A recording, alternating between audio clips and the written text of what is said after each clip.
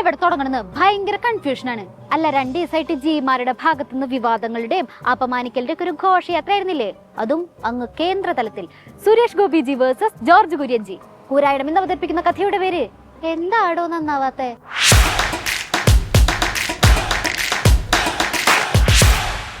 നമ്മളെല്ലാരും ഭയങ്കര പ്രതീക്ഷയോടെ നോക്കിയിരുന്ന ഒന്നായിരുന്നു കേന്ദ്ര ബജറ്റ്. നമ്മുടെ ആവശ്യങ്ങളൊക്കെ കേന്ദ്ര സർക്കാരിനെ അറിയിച്ചതല്ലേ. അപ്പൊ പിന്നെ നമുക്കൊന്നും കിട്ടാണ്ടിരിക്കില്ല എന്നുള്ള പ്രതീക്ഷയില് നിർമ്മലാ സീതാരാമന്റെ വാക്കുകൾക്കായി നിങ്ങൾ കാതോർത്തിരുന്നു.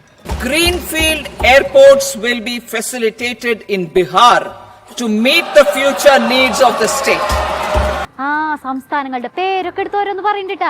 അപ്പൊ പിന്നെ നമ്മുടെ എയിംസോ അല്ലെങ്കിൽ സിൽവർ ലൈനോ അത് അല്ലെങ്കിൽ മുണ്ടക്കൈ ചൂരൽമല പുനരധിവാസത്തിനോ എന്തെങ്കിലുമൊക്കെ തരാണ്ടിരിക്കില്ല. Makhana board in Bihar. For this, there is a special opportunity for the people of Bihar. A Makhana board will be established in the state to improve production, processing, value addition and marketing of Makhana. Makhana എന്ന് പറഞ്ഞപ്പോ മോദിജിയുടെ ഒരു സന്തോഷം കണ്ട. മക്കാന എന്ന് പറഞ്ഞിട്ടുണ്ടെങ്കിൽ താമര വെച്ചു. അതുവഴി പാർട്ടി ചിഹ്നത്തിന്റെ ഒരു പ്രൊമോഷൻ അല്ലേ? അപ്പൊ മക്കാന ബോർഡും ബീഹാറില്. അല്ല നിർമ്മലാജി, കേരളത്തിനുള്ളത് ഇതുവരെ ഒന്നും പറഞ്ഞില്ല. In line with our commitment towards Purvodaya, we will establish a National Institute of Food Technology, Entrepreneurship and Management in Bihar. Bihar Bihar Bihar അവിടെ തെരഞ്ഞെടുപ്പ് അടുത്തിരിക്കണോണ്ടൊന്നല്ലോ. ബീഹാർ ജനതയെ കൈപിടിച്ചുയർത്താന്നുള്ള നിഷ്കളങ്ക ചിന്ത മാത്രമേ ഉള്ളൂ.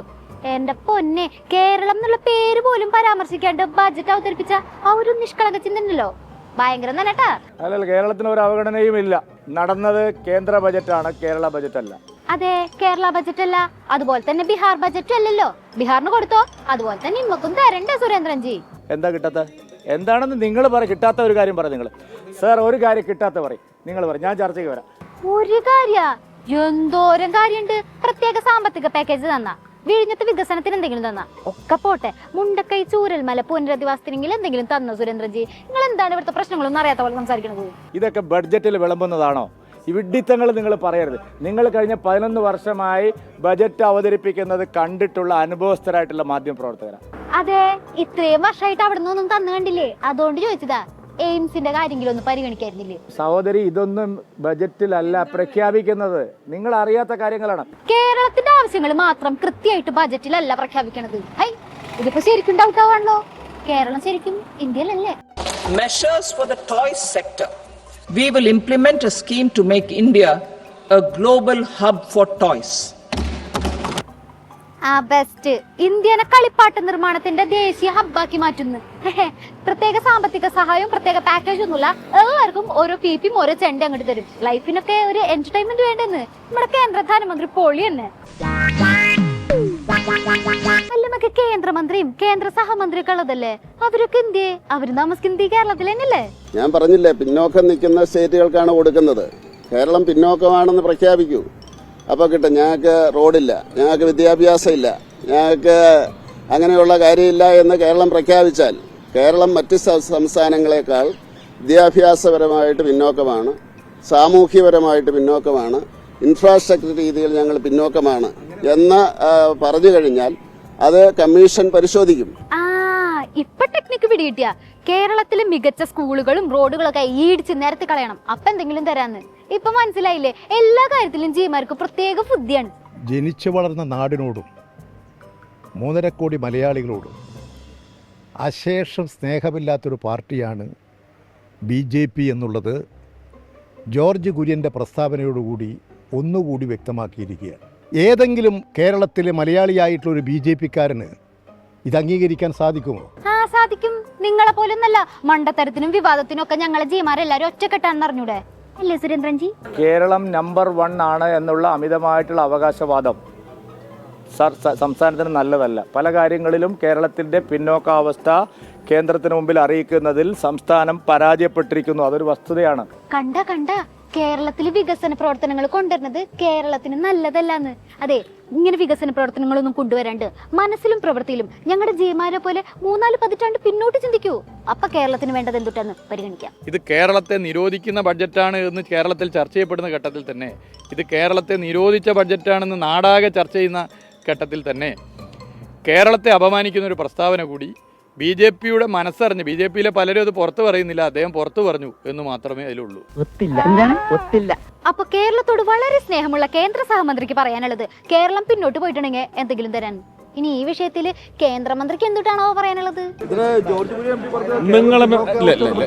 മറ്റുള്ളവരുടെ കാര്യം എന്റെ അടുത്ത് ചോദിക്കരുത്. അതങ്ങനെ ഒരു കേന്ദ്രമന്ത്രി മറ്റുള്ളവരുടെ കാര്യം ചോദിക്കരുതെന്ന് ഓംബ്ര ചോദിക്കണില്ല. മറ്റുള്ളവരുടെ കാര്യമില്ല, കേരളത്തിന്റെ കാര്യം ചോദിച്ചത്. മോദി സർക്കാർ ചരിത്രത്തിലെ ഏറ്റവും നല്ല ബജറ്റാണ് ഇപ്പോൾ അവതരിപ്പിച്ചിരിക്കുന്നത്. ഇന്ത്യയിൽ ആരും അതിനെ എതിർക്കുന്നില്ല. എതിർക്കുന്നതാകെ പിണറായി വിജയനും VD സതീശനും പിന്നെ മലയാള മാധ്യമങ്ങൾ. ഹൈ, എന്തിനാ ഇങ്ങനെ വളഞ്ഞ് മൂക്ക് പിടിച്ച് കഷ്ടപ്പെടുന്ന സുരേന്ദ്രൻജി?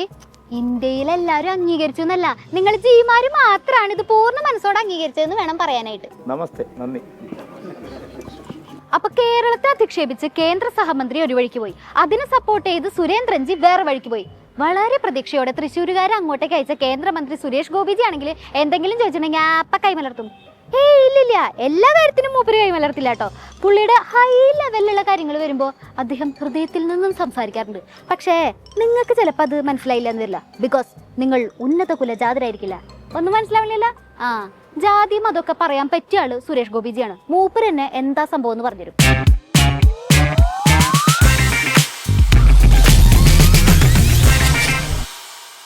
തേങ്ങാക്കൊല, മാങ്ങാക്കൊല, നേന്ത്രക്കൊല, നമുക്കറിയണ കുലകളൊക്കെ അതായിരിക്കും. പക്ഷെ ഇതിലൊന്നും പെടാത്ത വേറൊരു കൊലയുണ്ട്, ഉന്നത കുല. അതെന്തുട്ടാണെന്നും എങ്ങനെയാണെന്നും പറഞ്ഞു തരാനുള്ള സംസ്കാരവും പ്രൗഢിയുമുള്ള ഒരേ ഒരാളെ ഇവിടെയുള്ളൂ. അത് നമ്മുടെ സുരേഷ് ഗോപിജിയാണ്.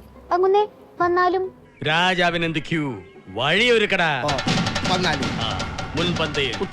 ഞാൻ 2016 MP ആയ ആ കാലഘട്ടം തൊട്ട് ഞാൻ മോദിജിയോട് ആവശ്യപ്പെടുന്നുണ്ട്, എനിക്ക് സിവിൽ ഏവിയേഷൻ വേണ്ട, എനിക്ക് ട്രൈബൽ തരൂ. അപ്പൊ നമ്മുടെ ഒരു നാട്ടിലെ മറ്റൊരു ശാപമാണ്, ഒരു ട്രൈബൽ ക്യാബിനറ്റ് മന്ത്രി ഒരിക്കലും ട്രൈബൽ അല്ലാത്തയാളാവുകയില്ല. എന്റെ ആഗ്രഹമാണ്, എന്റെ സ്വപ്നമാണ്, ഒരു ഉന്നത കുലജാതൻ അവരുടെ ഉന്നമനത്തിന് വേണ്ടി ട്രൈബൽ മന്ത്രിയാവണം. ഉന്നത കുലജാതൻ ട്രൈബൽ മന്ത്രിയാണെന്ന് വേണമെങ്കിൽ എന്നെ മന്ത്രി ആക്കാട്ടോന്ന്. അതായത് ഉന്നത കുലജാതനാണ് നമ്മുടെ സുരേഷ് ഗോപിജിന്ന് നിങ്ങൾ എല്ലാരും നോട്ട് ചെയ്യണം. മനസ്സിലാവണ്ടല്ലോ അല്ലേ?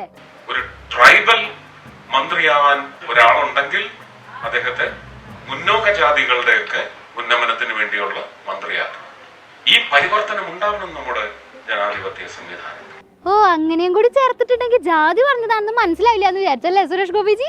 പുതിയ പാർലമെന്റ് മന്ദിരത്തിന്റെ ഉദ്ഘാടന വേളയിൽ രാഷ്ട്രപതിയായ ദ്രൗപദി മുർമുവിനെ ഒഴിവാക്കിയ പാർട്ടിയാണ് BJP. ഇപ്പോൾ മനസ്സിലായി സുരേഷ് ഗോപിയുടെ ഈ വാക്കുകൾ യാദൃച്ഛികമല്ല.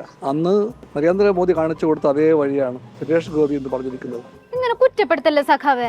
അടുത്ത ജന്മത്തിൽ ബ്രാഹ്മണനാവാൻ പോണ ഈ ജന്മത്തിലും ഉന്നത കുലജാതനായ ഒരു തമ്പുരാൻ ഇങ്ങനെ വിമർശിക്കുന്നത് ശരിയല്ല കേട്ടോ. തികഞ്ഞ തെറ്റായ നടപടിയാണ്, അതൊരിക്കലും അംഗീകരിക്കാൻ കഴിയില്ല. മന്ത്രി ആ പ്രസ്താവന പിൻവലിച്ച് ജനങ്ങളോട് മാപ്പ് പറയണം. എല്ലാരും കൈവച്ചല്ലോ, ഇനി ആർക്കും പരാതിയില്ലല്ലോ. ഇതൊരു കാര്യം മറ്റേടത്ത് ഐഡിയ ആയിപ്പോയി. അവിടുന്നും കിട്ടി ഇവിടുന്നും കിട്ടി. ഇനി മരിച്ചാൽ ഐഡിയ പറയില്ലേ. ആളാവാൻ വരരുതെന്ന് പറഞ്ഞിട്ട് ഒരു ഉന്നത കുലജാതനെ ഈ ബ്ലഡി സമൂഹം ഒറ്റപ്പെടുത്തി അയറി കയറ്റി. നിങ്ങൾക്കൊക്കെ ഉന്നത കുല ശാപം കിട്ടും, നോക്കിക്കോ. ഒരു ഉന്നത ജാതിയിൽപ്പെട്ടയാൾ ആദിവാസികളുടെ കാര്യം നോക്കാൻ വരണം. തൊട്ട് പിറകെ പറഞ്ഞു, മുന്നോക്ക ജാതികളുടെ പ്രശ്നം നോക്കാനായി ഒരു പിന്നോക്ക ജാതിക്കാരനെയും കൊണ്ടുവന്നിരുത്തണം. ഈ ഒരു വേർതിരിവ് നമ്മൾ മാറ്റണം, സംവിധാനത്തിൽ മാറ്റം വരണമെന്നാണ് പറഞ്ഞത്. നല്ല ഉദ്ദേശം മാത്രമേ ഉള്ളൂ.